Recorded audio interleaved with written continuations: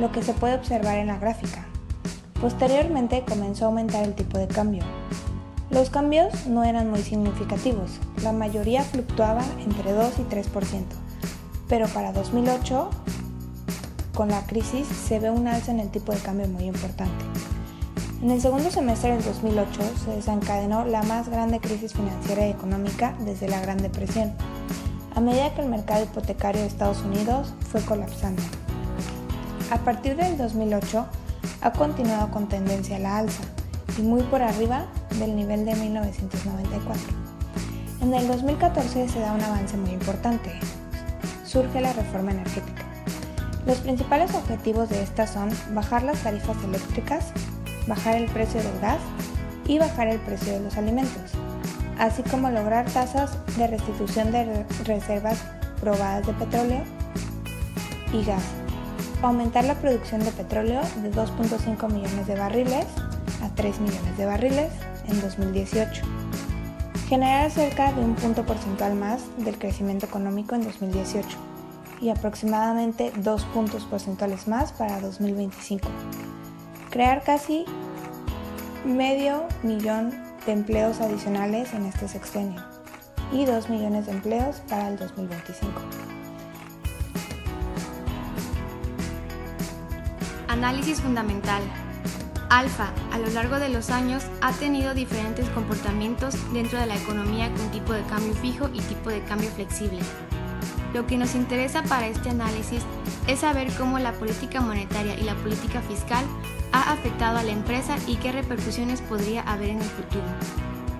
Durante la crisis económica conocida como el efecto tequila, tanto el gobierno como el Banco Central aplicaron políticas restrictivas, con la intención de frenar el creciente déficit que se generó en la cuenta corriente.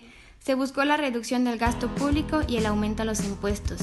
Esto tendría como consecuencia que los incentivos al consumo y a la inversión que se percibían antes disminuyeran, y así bajar la demanda agregada y el nivel de producción.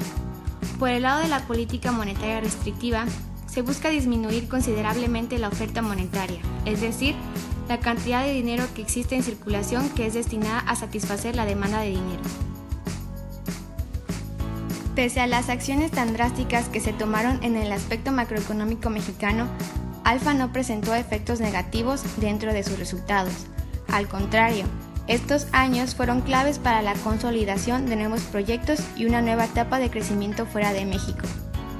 Para la crisis financiera del 2008, que fue la peor crisis económica mundial en los últimos 80 años, las políticas fiscal y monetaria fueron políticas expansivas. Buscaron dar un estímulo a la economía mediante el aumento del gasto público. El propósito era lo contrario al caso anterior. En este escenario, la idea era aumentar el consumo y la inversión para reactivar la economía mediante el incremento en la producción y en la demanda agregada. El principal objetivo era lograr generar empleo. Por el lado de la política monetaria, el Banco de México dirigió su política a contrarrestar la contracción de la actividad económica. Durante estos años, Alfa atraviesa esta crisis con un rotundo éxito. Se logró aumentar la competitividad de sus negocios y a lo largo de la década del 2000, Alfa diversifica sus negocios geográficamente en países como Canadá, Estados Unidos, República Dominicana, Alemania, República Checa, México, Argentina, Perú e incluso países asiáticos.